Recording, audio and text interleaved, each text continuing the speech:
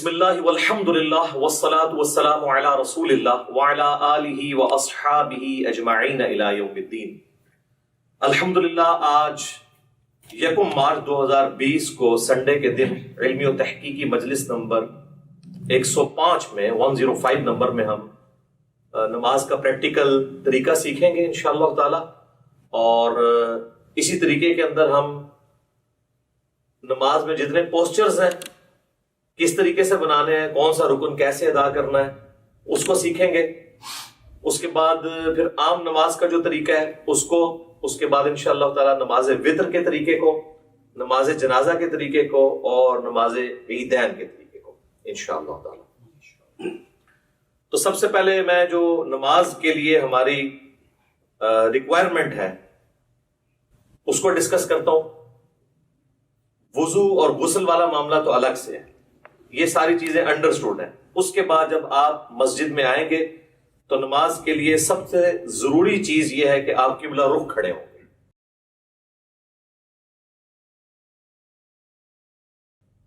اور اپنے دماغ میں نیت کو حاضر کریں گے کہ آپ کون سی نماز پڑھنے جا رہے ہیں۔ جب تک نیت حاضر نہیں ہوگی نماز درست نہیں ہوگی۔ صحیح بخاری اور صحیح مسلم کی متفق علیہ حدیث ہے کہ اللہ کے محبوب صلی اللہ علیہ وآلہ وسلم نے فرمایا انما الاعمال بالنیات، اعمال کا دار و مدار نیتوں کے اوپر۔ تو نیت کو حاضر کرنا ضروری ہے، زبان سے نیت کا اظہار کرنا یہ کوئی ثابت نہیں ہے، البتہ نیت کو ذہن میں حاضر کرنا کہ میں اس وقت کون سی نماز پڑھنے جا رہا ہوں، کس وقت کی نماز پڑھنے جا رہا ہوں، اور کتنی رکعتیں پڑھنے جا رہا ہوں، نوافل پڑھنے جا رہا ہوں یا فرض نماز پڑھنے جا رہا ہوں، یہ ضروری ہے، ادروائز پھر نماز نہیں ہوگی۔ اور جب آپ قبلہ رخ کھڑے ہوں، اب ہم تو ڈسکس کر رہے ہیں انڈیویجول کی نماز، جب امام کے پیچھے نماز پڑھنی ہے اس کا پروٹوکول تھوڑا بہت جو ڈفرینٹ ہے صف سیدھی کرنے کے اعتبار سے انشاءاللہ ہم پریکٹیکلی کریں گے، آپ سب لوگوں کو کھڑا کر کے انشاءاللہ۔ انڈیویجول جب کھڑے ہوں گے نماز کے لیے تو آپ نے اپنے پاؤں اتنے کھول لیں کہ نارمل جس کو کہا جاتا ہے، یعنی اگر میں اپنے اس بازو سے ایک سیدھا پرپینڈیکولر ڈرا کروں تو وہ سیدھا جا کے میرے پاؤں کے ایج کو پہنچے، نہ بہت زیادہ پاؤں کھول لیں اور نہ بہت کم۔ اور عموماً اگر آپ تقریباً 10 سے 11 انچ تک کھول لیں تو وہ نارمل تصور کیے جاتے ہیں۔ جیسے ہی آپ اس سے باہر نکلیں گے تو پھر جب آپ صف میں کھڑے ہوں گے تو کندھے سے کندھا نہیں ملے گا، اور اسی طریقے سے پاؤں سے پاؤں نہیں ملیں گے، پاؤں ملائیں گے تو کندھا آؤٹ ہو جائے گا، کندھا ملائیں گے تو پاؤں آؤٹ ہو جائے گا۔ تو یہ یعنی دونوں کو اس طریقے سے بیلنس کرنا ہے۔ مرد کے لیے یہ ضروری ہے کہ وہ اپنی شلوار کو ٹخنوں سے اوپر رکھے۔ نماز کے علاوہ بھی سنت ہے، نماز میں تو اسپیسیفکلی سنت ہے مرد کے لیے، کیونکہ سنن ابی داؤد میں حدیث ہے اس مرد کی نماز نہیں ہوتی جس کا کپڑا ٹخنوں سے نیچے ہو۔ تو اس چیز کو انشور کرنا ہے کہ آپ کا کپڑا جو ہے وہ ٹخنوں سے اوپر ہے، یعنی جو لٹکانے والا کپڑا ہے۔ جرابیں اس کے اندر نہیں آتی، وہ لٹکائی نہیں جاتی، وہ پہنی ہوئی ہوتی ہے۔ اس کے بعد اگر آپ کی آستینیں وضو کی وجہ سے چڑھی ہوئی ہیں اوپر، ان آستینوں کو نیچے کریں۔ کف ثوب بھی منع ہے، اسی طریقے سے تہمت کو یا شلوار کو اوپر کرنے کے لیے یوں اڑیسنا، اس کو اندر کی طرف موڑنا، یہ بھی منع ہے، یہ بھی کف ثوب کے اندر آتا ہے۔ صحیح بخاری میں ان چیزوں کی ممانعت موجود ہے نبی صلی اللہ علیہ وآلہ وسلم کے ریفرنس سے۔ تو اس اعتبار سے ان ساری چیزوں کو دیکھ لینا ہے۔ پھر آپ نے قبلہ رخ کھڑے ہونا ہے اس حال میں کہ آپ جب قیام کے لیے اپنے ہاتھوں کو بلند کریں تو آپ کے یہ چیز ذہن میں ہونی چاہیے کہ میں اللہ تعالیٰ کے سامنے ہینڈز اپ کرنے جا رہا ہوں۔ یہ رفع الیدین کا ایک فلسفہ ہے، اور یہ جب ذہن میں ہوگا تو پھر نماز کے اندر خشوع و خضوع بھی نصیب ہوگا انشاءاللہ تعالیٰ۔ رفع الیدین کیسے کرنا ہے؟ اپنے ہاتھوں کو نارملی بلند کرنا ہے، یعنی اس کونی کو اگر ہم پیوٹ مانیں تو یہ کونی اگر ہم یوں رکھتے ہوئے اپنے ہاتھ کو یوں بلند کریں تو آپ دیکھیں گے کہ میری جو انگلیاں ہیں وہ کانوں کی سیدھ میں آ گئی ہیں، سائڈ سے جا کے دیکھیں، اور میری ہتھیلی جو ہے وہ کندھے کی سیدھ میں آ گئی ہے۔ یہ سنت طریقہ ہے۔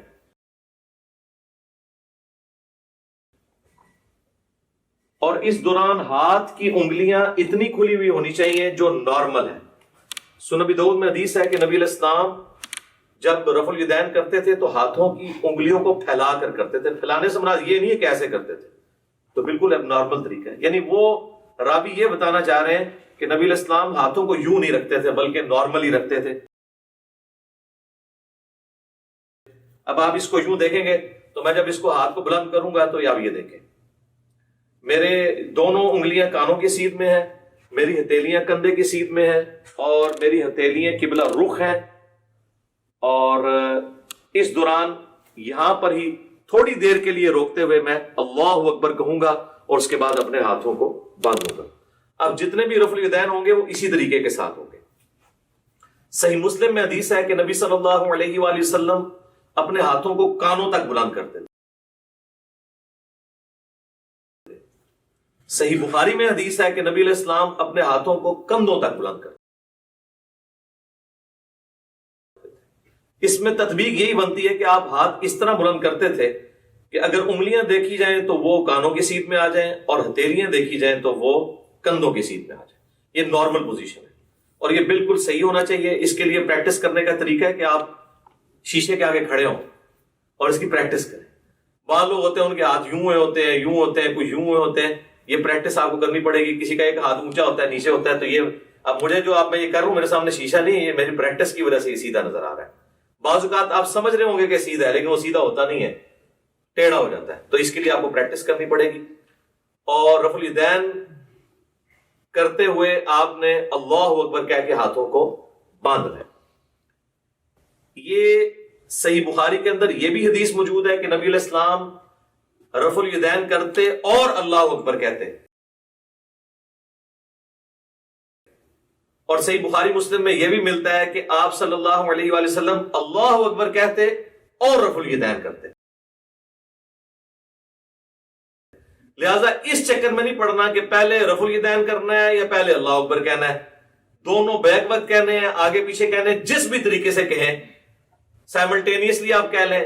ہر صورتحال جو ہے وہ سنت کے مطابق ہے, کیونکہ اتنی جو باریکیاں ہیں نا وہ احادیث کے اندر نہ تو اللہ تعالیٰ کو مطلوب ہے کہ اس طرح کی رپورٹ کی جائے, نہ نبی علیہ السلام نے ان کو اس طریقے سے تعلیم فرمایا. تو یہ بڑی امپورٹنٹ چیز ہے اس حوالے سے. اللہ اکبر کہہ کے آپ نے ہاتھوں کو باندھا. اب ذرا یہ ہاتھوں کو باندھنے کی پوزیشن آپ ذرا دیکھ لیں. یہ میرا جو لیفٹ والا ہاتھ ہے یہ بعض لوگ یوں کر کے مٹھی بند کر لیتے ہیں, اس کو آپ نے یوں رکھنا ہے جو نارمل پوزیشن ہے. اس کے بعد آپ نے یہ دایاں ہاتھ بائیں ہاتھ کے اوپر یوں رکھا کہ جو نارمل پوزیشن ہے. بعض لوگ یوں کر کے پکڑ لیتے ہیں, ٹھیک ہے, اگر آسانی ہے یوں کر کے پکڑ لیں, یہ نارمل پوزیشن ہے. اور اگر آپ اس کو یوں رکھیں گے تو آپ کو رکھنے میں بھی آسانی ہوگی. یہ سنت طریقہ ہے جو صحیح بخاری کی حدیث کی روشنی میں ہمیں پتہ چلتا ہے, کیونکہ صحیح بخاری میں حدیث ہے کہ سہل ابن سعد الساعدی کہتے ہیں کہ نبی صلی اللہ علیہ وآلہ وسلم کے زمانے میں ہمیں حکم دیا جاتا تھا کہ ہم اپنا دایاں ہاتھ بائیں زیرہ کے اوپر رکھیں. اب زیرہ جو ہے یہ کونی سے لے کے انگلیوں تک ہے. اور ابو داؤد اور نسائی کے اندر حدیث ہے کہ نبی علیہ السلام نے اپنا دایاں ہاتھ بائیں رسق را سین غین کف اور ساعد پر رکھا. ساعد کہتے ہیں کف سے لے کر کونی تک. یہ کف کا لفظ تو اردو زبان میں بھی استعمال ہوتا ہے, یہ عربی کا ہے. اور یہاں انگلی سے لے کے کف تک رسخ کہلاتا ہے, اور اس پورے کو ہم کہتے ہیں زیرہ. اور آپ دیکھیں پرانے زمانے میں جب جنگیں لڑی جاتی تھی تو زیرہ پہنی جاتی تھی, پورے جسم پہ بھی پہنی جاتی تھی. اور اس طرح صحیح مسلم میں اتنا ہی ملتا ہے کہ نبی علیہ السلام نے اپنا دایاں ہاتھ بائیں ہاتھ پر باندھا. ڈیٹیل بخاری میں اور ابو داؤد میں اور سنن نسائی میں ملتی ہے. مسند احمد میں روایت ہے کہ سینے پہ باندھا. اب سینے سے مراد یہ نہیں کہ آپ نے یوں کر کے باندھ لیا. سینے کی ڈیفینیشن ہے یہ نہر سے لے کر ناف تک, یہ سارے کا سارا سینہ ہے. یہ سینہ ہے. اس میں جہاں پہ بھی لائی کرے گا تو آٹومیٹکلی آپ دیکھیں جب آپ یوں کریں گے اور یوں رکھیں گے تو وہ ایک خاص پوزیشن پہ آئے گا جو نہ بہت اونچا نہ بہت نیچا. ناف سے بہرحال یہ اوپر ہی ہے اور نہر سے کافی نیچے ہے. یہ نارمل پوزیشن ہے. اسی پوزیشن میں جب آپ جماعت کے ساتھ نماز پڑھیں گے تو پاؤں سے پاؤں بھی ملا سکیں گے اور کندھے سے کندھا بھی. جیسے ہی آپ یہ اوپر چلے گئے تو پھر یہ دیکھیں کونیاں ملیں گی، کندھا نہیں ملے گا. اسی طریقے سے میرے بھائیوں جب آپ ناف سے نیچے ہاتھ باندھتے ہیں نا تو یہ خلاف سنت ہے. اس حوالے سے جو سنن ابی داؤد کی ایک حدیث پیش کی جاتی ہے تو امام داؤد رحمہ اللہ تعالیٰ نے خود ساتھ لکھا ہے کہ اس حدیث میں ایک راوی ہیں عبد الرحمن بن اسحاق الکوفی، جس کے بارے میں نے خود احمد بن حنبل سے سنا ہے کہ وہ اس کو ضعیف کہا کرتے تھے. اور یہاں پر لوگوں نے یعنی وہ روایت تو پیش کی لیکن ساتھ جو امام کا حکم تھا اس کو سکپ کر دیا. تو ایسے بھی نہیں کریں گے، ایسے بھی نہیں کریں گے، بلکہ اس طریقے سے ہاتھ باندھیں گے جو سنت طریقہ ہے. یا پھر دوسرا طریقہ یہ ہے کہ وضع الیدین کی بجائے ارسال الیدین کیا جائے. اس کے لیے ہم پھر یوں کریں گے کہ آپ نے یوں رفع الیدین کیا، اللہ اکبر کہہ کے ایسے. بعض لوگ بالکل ایسے ساتھ ملا لیتے ہیں، بعض مٹھیاں بند کر لیتے ہیں، بعض ایسے کر کے کھڑے ہو جاتے ہیں. بالکل غلط ہے. بالکل نارمل پوزیشن پہ جہاں پہ آئیں گے یہ ارسال الیدین ہوگا. یہ بھی سنت ہے، اگرچہ اس حوالے سے جو سنن طبرانی کی روایت ہے اس میں خصیب الجحد الراوی جو ہے وہ ضعیف ہے. لیکن چونکہ موقوفہ روایتیں عبداللہ ابن زبیر سے ملتی ہیں مصنف ابن ابی شیبہ میں، بلکہ مصنف ابن ابی شیبہ میں پورا چیپٹر ہے ان صحابہ اور تابعین کا بیان جو ہاتھ باندھ کے نماز پڑھا کرتے تھے اور ان صحابہ اور تابعین کا بیان جو ہاتھ کھول کر نماز پڑھا کرتے تھے. یہ دونوں طریقے سنت ہے. اور میں نے تو سنن ابی داؤد کی جو 730 نمبر حدیث ہے اس سے بھی یہ چیز ثابت کی ہے کہ انڈائریکٹلی ابو حمید سعدی کی جو 10 صحابہ والی حدیث ہے وہ بھی اس کو سپورٹیو ہے کہ ارسال الیدین کرنا بھی سنت ہے. اس پہ میرا کلپ الحمدللہ لاکھوں لوگوں نے دیکھا ہے، فیس بک کے اوپر بھی، یوٹیوب کے اوپر بھی. آج میں اس ڈیٹیل میں نہیں جاؤں گا. بہرحال ارسال الیدین بھی سنت ہے. الحمدللہ ہم دونوں طریقے سے نماز پڑھتے ہیں. کم از کم میں ایک نماز ضرور ارسال الیدین سے پڑھتا ہوں. لیکن میں وضع الیدین کو اس لیے پریفر کرتا ہوں کہ میں یہ خواہش کرتا ہوں کہ میں اللہ تعالیٰ کے سامنے اس حال میں بھی کھڑا ہوں. اب جو لوگ صرف ارسال الیدین کرتے ہیں وہ اس سنت سے محروم ہو جاتے ہیں. اسی طریقے سے جو لوگ رکوع کے بعد ہاتھ باندھنے کے قائل ہیں وہ بھی اس سنت سے محروم ہو جاتے ہیں. تو ہم اس سنت پہ بھی عمل کرتے ہیں اور اس پہ بھی. رکوع سے پہلے یوں اور رکوع کے بعد ارسال الیدین، اس پہ تو اجماع ہے اہل سنت کے تمام مکاتب فکر، حنفی، شافعی، مالکی، حنبلی اور اہل حدیث بھی. یہ تو چند علماء عرب ہیں جنہوں نے یہ کام ڈالنا شروع کیا رکوع کے بعد ہاتھ باندھنے والا. اس پہ تو اجماع امت ہے اور میں نے دلائل کے ساتھ ثابت کیا. صحیح بخاری میں اس کے اشارے موجود ہیں، سنن ابی داؤد کے اندر ابو حمید سعدی والی حدیث میں اس کے اشارے موجود ہیں کہ ارسال الیدین کیا جائے گا رکوع کے بعد. تو لہٰذا دونوں طریقے سنت ہیں. ارسال الیدین سے ہم نماز پڑھتے ہیں، فرض نماز پڑھتے ہیں، سنیوں کی مسجد کی پہلی صف میں پڑھتے ہیں چاہے کسی کو برا لگے. الحمدللہ مطلب اس میں تو کوئی آر نہیں ہمیں اس بات کو کرنے میں. تو ارسال الیدین بھی سنت ہے اور وضع الیدین بھی سنت ہے. تو آپ اچھا بعض لوگ جو ہے نماز شروع کرتے ہی اللہ اکبر کہہ کے وہ ہاتھ چھوڑ دیتے ہیں اور پھر یوں ہاتھ باندھتے ہیں. یہ بھی خلاف سنت ہے. آپ نے ہاتھ چھوڑنے ہیں تو چھوڑ کے نماز پڑھے، یہ بھی سنت ہے. اور آپ نے ہاتھ باندھنے ہیں تو باندھ کے نماز پڑھے تو وہ بھی سنت ہے. لیکن یہ یوں کر کے یوں نہ کریں. اس کے بعد پھر آپ اللہ اکبر کہتے ہوئے اگلے رکن میں جائیں گے اور رفع الیدین کرتے ہوئے اسی طریقے سے، اور وہ ہے رکوع. یوں دیکھیں اللہ اکبر. اب رکوع کے اندر آپ نے ساری انگلیاں جو ہیں ہاتھوں کی پھیلا کے رکھنی ہیں اور مضبوطی کے ساتھ گھٹنوں کو پکڑنا ہے اور ان بازوؤں کو بالکل سیدھا کر دینا ہے. جب آپ سیدھا کریں گے تو آپ کی کمر آٹومیٹکلی خود بخود سیدھی ہو جائے گی، جو سنت طریقہ ہے. اور آرام سے یہاں پہ آپ تسبیحات کریں گے اور اس کے بعد سکون سے پھر آپ تسبیحات پڑھنے کے بعد جو میں بعد میں بتاؤں گا، سمع اللہ لمن حمدہ ربنا ولک الحمد حمدا کثیرا طیبا مبارکا فیہ. مختلف قسم کے الفاظ ہیں، ربنا ولک الحمد بھی کہہ سکتے ہیں. اور اس حالت میں آپ نے ہاتھ باندھنے نہیں بلکہ ارسال الیدین کرنا ہے اور کم از کم اتنی دیر کھڑے ہونا ہے کہ جتنی دیر آپ ربنا لک الحمد کہیں. بعض لوگوں کی عادت ہے کہ وہ سمع اللہ لمن حمدہ کہہ کے تو ساتھ ہی ایسے چلے جاتے ہیں سجدے میں. یہ بالکل خلاف سنت ہے، نماز نہیں ہوگی. بلکہ بخاری مسلم میں بڑی ڈیٹیل حدیث ہے جو ایک صحابی نے نماز پڑھی، نبی علیہ السلام کے پاس حاضر ہوا، سلام عرض کیا، آپ علیہ السلام نے وعلیکم السلام ورحمۃ اللہ کہا اور کہا کہ دوبارہ نماز پڑھو، تو نے نماز پڑھی نہیں، 3 دفعہ اسی طریقے سے ہوا۔ پھر اس نے عرض کیا اللہ کے نبی مجھے نماز سکھائے، تو آپ صلی اللہ علیہ وآلہ وسلم نے فرمایا کہ سکون کے ساتھ قیام کرو اور پھر قرآن جتنا مقدر ہے وہ پڑھو، اس کے بعد سکون سے رکوع کرو، رکوع کے بعد بالکل سیدھے کھڑے ہو جاؤ یہاں تک کہ ہر ہڈی اپنی جگہ پہ آ جائے، پھر سجدے کے لیے جاؤ اور پھر 2 سجدوں کے درمیان اس طرح بیٹھو کہ ہر ہڈی اپنی جگہ پہ آ جائے، پھر دوسرا سجدہ کر کے بھی بیٹھو اور پھر دوسری رکعت کے لیے کھڑے، یعنی جلسہ استراحت بھی کرو۔ یہ صحیح بخاری میں 6251 نمبر حدیث ہے، جس کے تحت میں سمجھتا ہوں کہ علماء عرب نے جو جلسہ استراحت کو چھوڑ دیا یہ خلاف سنت ہے ان کی نماز۔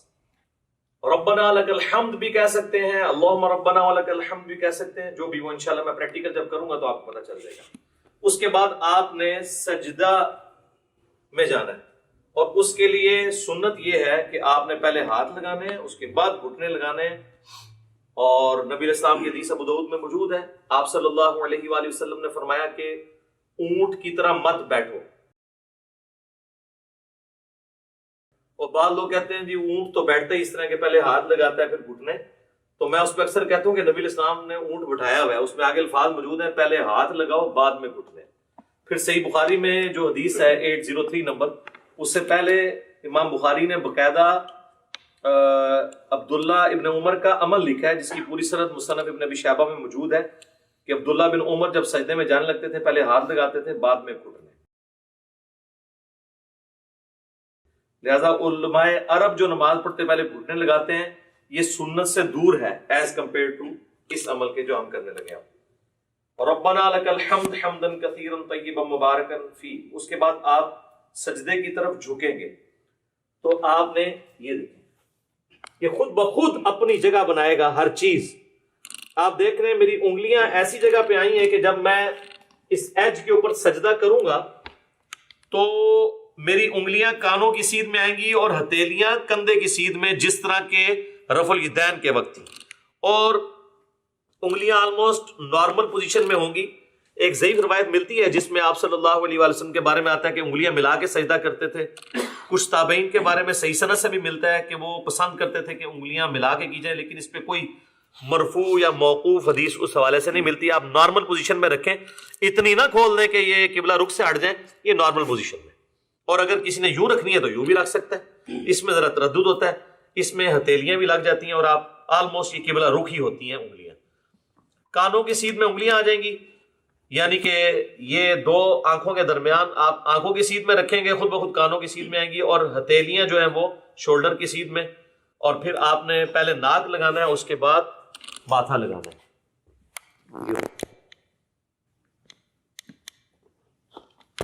اسی حالت میں سجدے کی تسبیحات آپ نے پڑھنی ہے، سبحان ربی الاعلی یا باقی تسبیحات انشاءاللہ پڑھ کے بتا دوں گا۔ اور پاؤں کی انگلیاں قبلہ رخ ہونی چاہیے، دونوں ایڑیاں آپس میں جڑی ہوئی ہوں،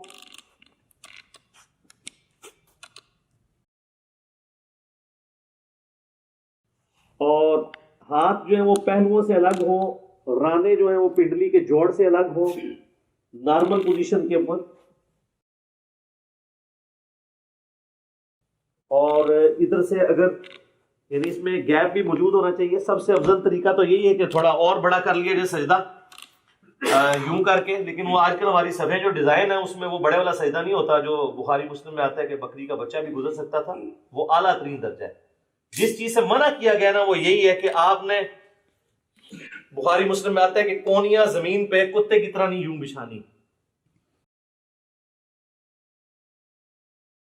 اور ظاہر ہے اس حکم میں مرد و عورت دونوں ہی شامل ہیں نماز کے طریقے کے اعتبار سے، تو اس کو اٹھا کے رکھنی ہے اور پہلوؤں سے الگ رکھنا ہے، پیٹ سے نہ ٹچ کریں، پیٹ جو ہے وہ یہ رانوں سے الگ رہے، اور ران اور پنڈلی کا جوڑ جو ہے یہ الگ الگ رہے۔ اس حالت میں آپ نے سجدہ کرنا ہے۔ تو یہ اس کے بعد اللہ اکبر کیا کہ آپ نے جب بیٹھنا ہے تو آپ کی پوزیشن کیا ہونی چاہیے کہ آپ یہ انگلیاں قبلہ رخ ہوں، یہاں پہ بھی نارمل، یوں کرنے کی ضرورت نہیں ہے، نارمل رکھیں جہاں آپ کو آسانی رہتی ہے۔ اس طریقے سے بھی سنت ہے، صحیح مسلم کے اندر یہ طریقہ بھی آیا ہے، اور صحیح مسلم کے اندر یہ طریقہ بھی آیا ہے. یہ دونوں طریقے سنت ہے. یہاں پہ مشہور ہے کہ جی وہ اگر کسی کی انگلیاں یوں نیچے ہو جائیں تو اس کی انگلیاں کاٹ دی جائیں، جبکہ صحیح مسلم میں کہ نبی علیہ السلام جب آخری رکعت میں تورک بیٹھتے تھے، جو میں اینڈ پہ بتاؤں گا، تو اپنے بائیں ہاتھ سے اپنے گھٹنے کو لقمے کی طرح پکڑ لیتے یوں. تو یوں بھی رکھنا سنت ہے، اور جب یوں رکھیں گے تو ابو داؤد میں حدیث ملتی ہے سنن نسائی کے اندر کہ نبی علیہ السلام کی جو یہ زرہ ہے وہ ران کے ساتھ لگ جایا کرتی تھی. آپ یہ دیکھیں لگی ہوئی ہیں دونوں زریں ران کے ساتھ لگی ہوئی. اور جب یوں رکھیں گے تو پھر یہ ران سے اٹھ جائیں گی. یہ طریقہ بھی سنت ہے، اس میں کوئی فرق نہیں ہے، دونوں طریقے سنت ہیں. یہ دو سجدوں کے درمیان آپ بیٹھیں گے اور اس میں آپ نے جو تسبیحات پڑھنی ہے، رب اغفر لی رب اغفر لی، اس کے علاوہ اور تسبیحات بھی ہیں. بعض لوگ یہاں پہ بھی انگلی اٹھا لیتے ہیں، وہ حدیث بھی کمزور ہے، سفیان ثوری کی تدلیس کی وجہ سے. انگلی نہیں اٹھانی، نارمل رکھنا ہے آپ نے.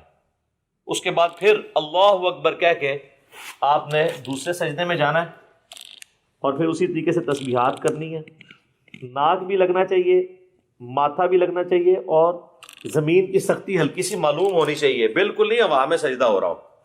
بہتر ہے مٹی والی جگہ پہ ہو تو زیادہ افضل ہے، اور نبی علیہ السلام کو پسندیدہ بھی ہے. باقی چٹائی وغیرہ بھی جائز ہے، میں نے اس کے حوالے سے بھی کافی ویڈیوز ریکارڈڈ موجود ہیں. دوسرا سجدہ کر کے بھی آپ اللہ اکبر کر کے بیٹھیں گے. صحیح بخاری میں 6251 نمبر حدیث ہے، نبی علیہ السلام حکم دیتے تھے کہ نماز میں سکون کرو اس حال میں کہ تم نے بیٹھنا ہے، اور اس کے بعد پھر دوسری رکعت کے لیے کھڑے ہونا ہے. اچھا، اس دوران یہ آپ دیکھیں جب دو سجدوں کے درمیان بیٹھنا ہے نا تو بایاں پاؤں لٹانا ہے اور دائیں پاؤں کو کھڑا رکھنا ہے. یہ جہاں پہ آپ کو نارمل لگے. بعض لوگوں کے پاؤں شروع سے عادت نہیں ہوتی ہے تو وہ پاؤں بےچارے جو ہیں وہ کھڑا نہیں کر سکتے، تو ان کو کبھی بعض کا ایسے کرنا پڑتا ہے. کر سکتے ہیں، جائز ہے، ایسے کر سکتے ہیں جیسے اس کو آسانی لگے یوں. لیکن سنت یہ ہے کہ دایاں پاؤں آپ کھڑے کریں گے اور بائیں کو لٹا کے اس پہ بیٹھیں گے دو سجدوں کے درمیان. پھر دوسرا سجدہ کر کے بھی ایسے ہی بیٹھیں گے، اور پھر اللہ اکبر کہہ کے ہاتھوں کا سہارا لیتے ہوئے، صحیح بخاری میں حدیث ہے نبی علیہ السلام اعتماد کرتے ہوئے اٹھتے تھے. تو اعتماد کرتے ہوئے بعض لوگوں نے یہاں پہ وہ مٹھی بنانے والی وہ ایک کمزور روایت تھی، اس کا سہارا لیا. وہ کمزور روایت ہے. نارمل بخاری میں اعتماد، تو اعتماد ویسے ہی ہوگا جیسے عام حالت میں بندہ اٹھے گا. یہ اعتماد کا طریقہ ہے نارمل. یوں کرنے سے یہاں پہ نشان بن جاتے ہیں، اور میں نے دیکھا لوگوں کی یہ ساری جگہ کالی ہوئی ہوتی ہیں. تو یہ تو اب ادھر تو آپ قالین پہ کر لیں گے، تو صحابہ کرام تو مٹی کے اوپر نماز پڑھتے تھے، تو کیا حالت ہو جاتی ہوگی اگر یہ والا کام ہو. تو وہ ایسے ایسے میں نے دیکھا یوں کر کے کھڑے ہو رہے ہوتے ہیں، اور وہ کہتے ہیں مٹھیوں والی حدیث، وہ تو روایت ہی کمزور ہے. بخاری میں واضح ہے کہ نبی علیہ السلام اعتماد کر کے تو دوسری رکعت کے لیے کھڑے ہوتے تھے. اور اب جب ہم نے دوسرے سجدے سے سر اٹھانا ہے، اللہ اکبر کہنا ہے، لیکن یہاں بیٹھنا ہے تو کچھ نہیں پڑھنا، بس اتنی دیر بیٹھنا ہے کہ سارے اعضاء اپنی جگہ پہ آ جائیں. اس کے بعد بغیر اللہ اکبر کیے ہوئے یوں کھڑے ہونا ہے، اور پھر ارسال الیدین کر رہے ہیں تو ایسے کھڑے ہو کے اگلی رکعت شروع کرنی ہے، اور وضع الیدین کر رہے ہیں تو اپنے ہاتھ باندھ کے. دونوں طریقے درست ہیں. اور پھر دوسری رکعت کو آپ نے اسی طریقے سے مکمل کرنا ہے. جب دوسری رکعت میں آپ تشہد میں پہنچیں گے، آپ دیکھ رہے ہیں دوسری رکعت جو ہے رفع الیدین کے بغیر شروع ہوئی ہے. جب ہم کھڑے ہوئے ہیں تو ہم نے رفع الیدین کر کے ہاتھ نہیں باندھے، بلکہ ڈائریکٹ ہاتھ باندھے. اور رکھتے جتنی ہیں وہ رفع الیدین سے شروع ہوتی ہیں، یعنی طاق رکھتے ہیں پہلی اور تیسری. دوسری اور چوتھی بغیر رفع الیدین کے شروع ہوتی ہے. لیکن جو دوسرے والے رفع الیدین ہیں، رکوع میں جاتے وقت اور رکوع سے اٹھتے وقت، یہ ہر رکعت میں ہوتا ہے. ایک اور رفع الیدین بھی ہے جو انس بن مالک سے جز رفع الیدین میں امام بخاری نے نقل کیا ہے، دو سجدوں کے درمیان، تابعین سے بھی ثابت ہے. وہ بالکل ہم جائز سمجھتے ہیں. اب اگر کسی نے وہ کرنا ہے، ہمارے اہل تشیع بھائی کرتے ہیں، تو پہلے سجدے سے آپ اٹھیں اللہ اکبر کہہ کے، یہاں پہ بیٹھے رب اغفر لی رب اغفر لی اللہم اغفر لی وارحمنی واہدنی وعافنی وارزقنی. اس کے بعد آپ نے یوں کرنا ہے اللہ اکبر، اور پھر دوسرے سجدے میں جانا ہے. تو یہ طریقہ بھی درست ہے کیونکہ صحابہ کرام سے ثابت ہے. لیکن اکثر احادیث سجدوں کے بغیر رفع الیدین والی ہیں. یہ اکثر لوگ کہہ رہے ہوتے ہیں سجدوں میں بھی ہے، تو ہم تو سجدوں میں بھی قائل ہیں، میں تو سجدوں میں بھی کر لیتا ہوں، ارسال الیدین سے بھی نماز پڑھ لیتا ہوں، وضع الیدین سے بھی پڑھ لیتا ہوں. تو اس میں کوئی فرق نہیں ہے، جو سنت طریقے ثابت ہے. تو دوسری رکعت میں جب آپ بیٹھیں، اگر تو 4 رکعت والی نماز ہے تو پھر آپ یوں ہی بیٹھیں گے جس طرح آپ جلسے کے اندر بیٹھتے ہیں. 2 سجدوں کے درمیان جو بیٹھنا ہے وہ جلسہ کہلاتا ہے، جس طرح رکوع کے بعد کھڑے ہونا قومہ کہلاتا ہے. تو یوں کر کے بیٹھیں گے، اسی طریقے سے یہ پاؤں کھڑے ہوئے ہوں گے اور یہاں پہ آپ تشہد پڑھیں گے، اور تشہد بیٹھتے ہی آپ نے اپنی انگلی بلند کر لینی ہے. صحیح مسلم میں 4 حدیث ہیں رفع سبابہ کے اوپر، یعنی انگلی کو بلند کرنا. اس میں سنت طریقہ یہ کہ آپ نے یہ درمیان والی انگلی اور انگوٹھے کا یوں ہلکا بنانا ہے ایسے کر کے. اور ابو داؤد میں الفاظ ہے کہ نبی علیہ السلام جب انگلی اٹھاتے تھے ہلکی سی جھکی رکھتے تھے، یہ ایسے کر کے نہیں اٹھانی، اور مسلسل تشہد میں بیٹھتے ہی اس کو اٹھا لینا ہے. اور اگر آخری تشہد میں ہے تو دعاؤں میں پہنچ کے اس کو ہلکی ہلکی یوں حرکت بھی دینی ہے. یہ بھی ثابت ہے. اور صحیح مسلم میں عبداللہ ابن زبیر جو نقل کر رہے ہیں وہ صرف اشارے کو نقل کر رہے ہیں، حرکت کو نہیں کر رہے. تو بغیر حرکت کے بھی اشارہ تھرو یوں کرنا یہ ثابت ہے. یہ طریقہ بھی ثابت ہے انگلی اٹھانے کا، اور ایک یہ طریقہ بھی ہے انگوٹھے کو اس جڑ میں رکھ کے یوں کر کے، اس کو کہتے ہیں وہ 53 کا عدد بنانا. یہ بھی طریقہ ٹھیک ہے. یہ دونوں طریقے ٹھیک ہیں.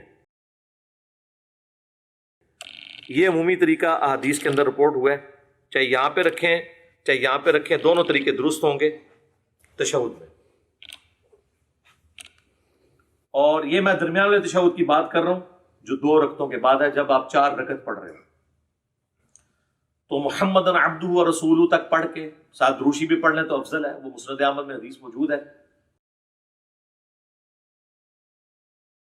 کہ آپ تشہد کے بعد بھی کھڑے ہو سکتے ہیں. سنن نسائی میں صحیح مسلم میں موجود ہے کہ نبی علیہ السلام جب 9 رکعت وطر پڑھا کرتے تھے تو 8ویں رکعت میں بیٹھتے، تشہد پڑھتے، دروشی پڑھتے، اس کے بعد دعائیں پڑھتے، اور پھر آپ صلی اللہ علیہ وآلہ وسلم کھڑے ہوتے تھے 9ویں رکعت کے لیے. تو درمیان والے تشہد میں پڑھ سکتے ہیں. بہرحال اس میں جب آپ کھڑے ہوں گے دروشی پڑھنے کے بعد اللہم صلی علی محمد وعلی آل محمد اتنا بھی پڑھ لیں تو کافی ہے. یہ بھی سنن نسائی میں 1293 نمبر 1293 نمبر حدیث ہے. نبی علیہ السلام نے یہ مختصر دروشی بھی تعلیم فرمایا. تو اللہ اکبر کہہ کے جب کھڑے ہوں گے تو زمین پر اعتماد کریں گے یوں، اور اٹھتے وقت پہلے گھٹنے اٹھائیں گے، اس کے بعد آپ ہاتھوں کو اٹھائیں گے. جاتے وقت ہاتھ پہلے لگاتے ہیں، گھٹنے بعد، اور اٹھتے وقت اس کو اس طریقے سے آپ ریورس کرتے ہیں.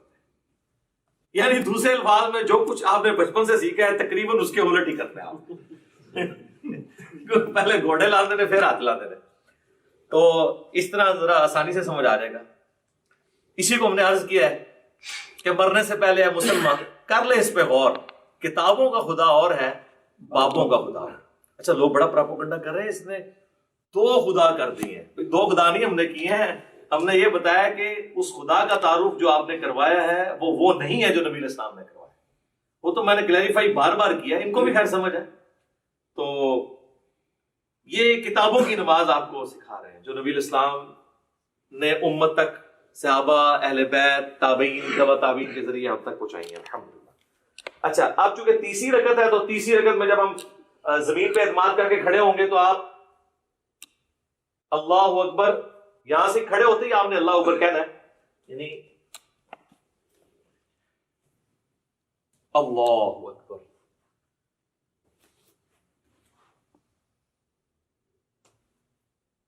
پھر وضع الیدین کر لینا ہے، یا اگر آپ نے ارسال الیدین کرنا ہے تو آپ یوں کر لیں. اور پھر تیسری رکعت میں جو پڑھنا ہے وہ انشاءاللہ میں پریکٹیکلی پڑھ کے بھی بتا دوں گا. سب کو پتہ ہی ہے، ہم تو پوسچرز اس وقت ڈسکس کر رہے ہیں کیسے بنانے.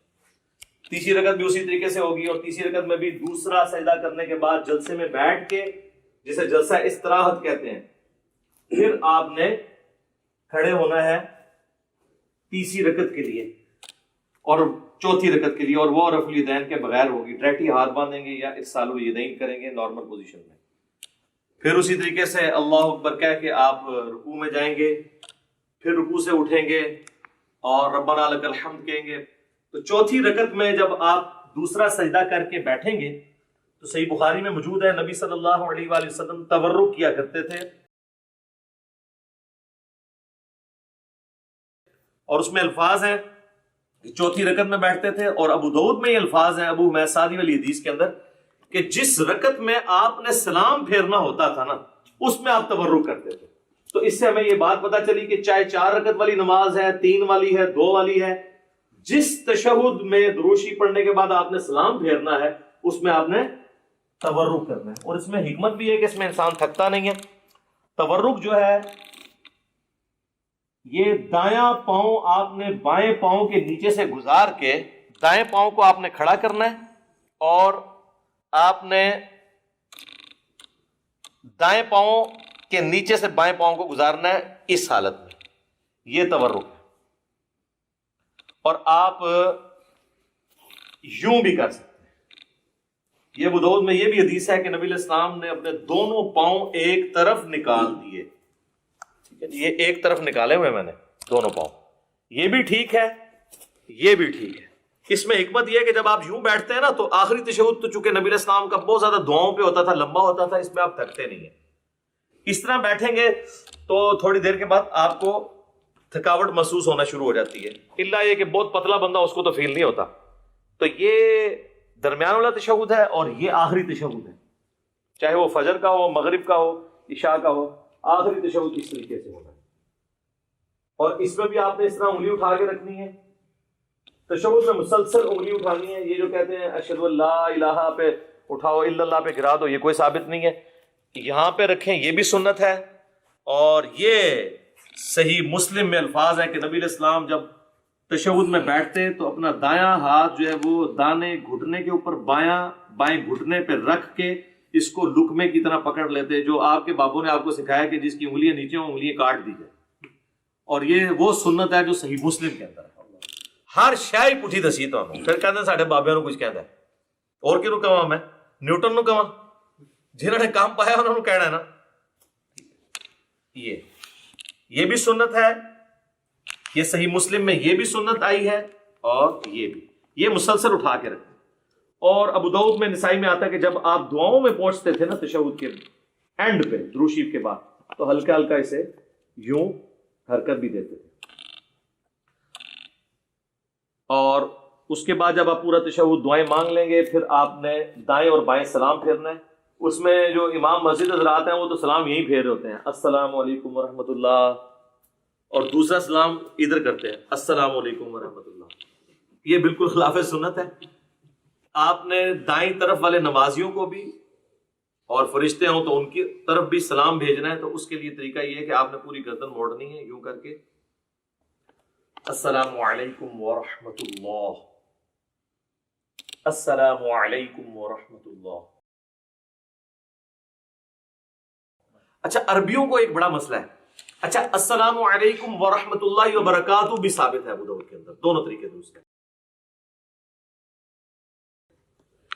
عربی جو ہے نا ہمارے اجمی لوگوں کو نا، وہ چونکہ امام کے پیچھے ہم لوگ تو عادت ہے نا کہ امام جب پہلا سلام پھیرتا ہے نا تو جب وہ رحمت اللہ پہ پہنچتا ہے تو ہم پہلا پھیرتے ہیں، پھر وہ دوسرے کے رحمت اللہ پہ پہنچتا ہے تو ہم دوسرا پھیرتے ہیں۔ عربی کیا کرتے ہیں کہ وہ انتظار کرتے ہیں کہ امام دونوں طرف پھیرے، السلام علیکم ورحمۃ اللہ، السلام علیکم ورحمۃ اللہ، اور اس کے بعد وہ پھیرتے ہیں۔ آپ نے دیکھا وہ عرب کے ٹی وی پہ بھی جب آپ کو آواز آ رہی ہوتی ہے اس کی مکبر کی پیچھے سے، تو اور وہ یہ سمجھ رہے ہوتے ہیں کہ ہم صحیح طریقے پہ چل رہے ہیں، دونوں طریقے درست ہیں، کیونکہ آپ ہے تو پیچھے ہی ہیں نا۔ جب پہلا سلام پھیرا اس کے بعد ہی آپ نے بھی پہلا پھیرا نا، تو یہ نہیں کہ پورا پھیرے، اگر اس طریقے سے بھی کوئی کرنا چاہتا ہے وہ بھی ٹھیک ہے۔ یہ خام خواہ لوگوں پہ فتوے لگانا کہ وہ امام سے آپ آگے نکلے، امام سے کب آگے نکلے؟ امام نے السلام علیکم ورحمۃ اللہ کہا، اس کے بعد ہی ہم نے کہا، اور امام نے جب دوسرا پھیرا اس کے بعد ہی ہم نے کہا۔ وہ تو حدیث ہے بخاری مسلم میں کہ جو امام سے پہلے رکوع سے سر اٹھائے تو اسے ڈر جانا چاہیے کہ اللہ تعالیٰ اس کا سر جو ہے وہ گدھے کا نہ بنا دے۔ پوسچرز میں آپ نے امام سے پہلے کوئی کام نہیں کرنا۔ باقی جو بیچ میں پڑھنا ہے وہ آگے پیچھے ہو سکتا ہے، وہ تو نہ آپ سن رہے ہوتے ہیں اس کی، نہ وہ آپ کی سن رہا ہوتا ہے۔ کئی بار ہم تشہد ختم کر کے بیٹھ جاتے ہیں، امام کا تشہد ختم ہی نہیں ہوتا، اس میں آگے پیچھے ہو سکتا ہے، پوسچرز نہیں آپ آگے پیچھے کر سکتے۔ اور دیکھیں اللہ نے نماز میں کیا برکت رکھی ہے کہ نماز میں مسلمانوں کی یونٹی ہے، کوئی فرقہ بھی دوسرے کے پیچھے نماز پڑھ سکتا ہے، کیونکہ بیسک سٹرکچر سب کی یہی ہے 4 رکعتوں میں. پہلے قیام کے بعد رکوع کے بعد کھڑے ہونا, اس کے بعد سجدے میں جانا, 2 سجدوں کے درمیان بیٹھنا. اور ایون سنی شیعہ کی کتابیں تو متفق ہیں, شیعہ بھی جو ہے وہ جلسہ اس طرح آتی ہے, یعنی دوسرے سجدے کے بعد بیٹھ کے اٹھتے ہیں, اور اہل سنت بھی جو کتاب و سنت کے فالوورز ہیں وہ اسی طریقے سے اٹھتے ہیں. بہرحال کوئی ڈائریکٹ اٹھے یا اس طریقے سے اٹھے, دونوں طریقوں میں وہ ایک فرقے والا دوسرے فرقے والے امام کے پیچھے نماز پڑھ سکتا ہے. یہ اللہ نے نماز کی حفاظت کی ہے, نماز کی بیسک سٹرکچر میں کوئی فرق نہیں ہے. ورنہ تو یہ ہوتا کہ شیعہ کے قیام کا وقت ہے, آپ کے رکوع کا وقت آ جائے تو پھر کس طرح ایک دوسرے کے پیچھے پڑھ سکے نماز. تو یہ اللہ تعالیٰ نے کم از کم بیسک سٹرکچر جو ہے, باقی جو چھوٹی موٹی چیزیں ان پہ اختلاف ہو سکتا ہے, بہتری کی طرف جانا چاہیے.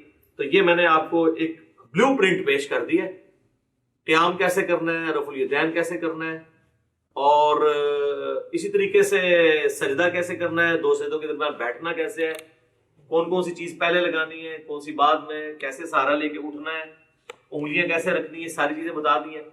اہل تشیع کے ہاں ایک ریناؤنڈ چیز ہے کہ وہ جب یعنی نماز کا اختتام کرتے ہیں تو 3 دفعہ اللہ اکبر ایسے کہتے ہیں, تو سلام نہیں پھیرتے. لیکن شیعہ سلام پھیرنے کے قائل بھی ہیں. خامنائی صاحب نے نماز پڑھائی, ثاقب اکبر صاحب نے مجھے خود کہا, میں نے ان کے پیچھے نماز پڑھی, انہوں نے دونوں طرف سلام پھیرا. دونوں طریقے درست ہیں. باقی اللہ اکبر پہ تو ہم بھی متفق ہیں کہ نماز کے اینڈ پہ ہم بھی بلند آواز سے اللہ اکبر کہتے ہیں. بخاری مسلم میں حدیث ہے کہ نبی علیہ السلام کی نماز کا مکمل ہونا اللہ اکبر کی آواز سے, تکبیر کی آواز سے پہچانا جاتا تھا. اس کے بعد آہستہ آواز سے 3 دفعہ استغفر اللہ, اور پھر اللہم انت السلام و منک السلام تبارک یا ذا الجلال والاکرام. جو ہمارے گرین اور بلو کارڈز آپ پڑھ سکتے ہیں, سب کچھ موجود ہے اس کے اندر. تو یہ بیسک سٹرکچر تھی جس میں نے کوشش کی کہ آپ کو ایک اوور آل پکچر پتہ چل جائے. اب میں فزیکلی آپ کو نماز پڑھ کے بھی بتاؤں گا تاکہ آپ کو پتہ چل جائے کہ اس میں نے یہ پڑھنا ہے اور اس طرح پڑھنا ہے, اور کم از کم اتنا پڑھنا ہے. زیادہ تو آپ جتنا گڑ ڈالیں میٹھا ہوگا.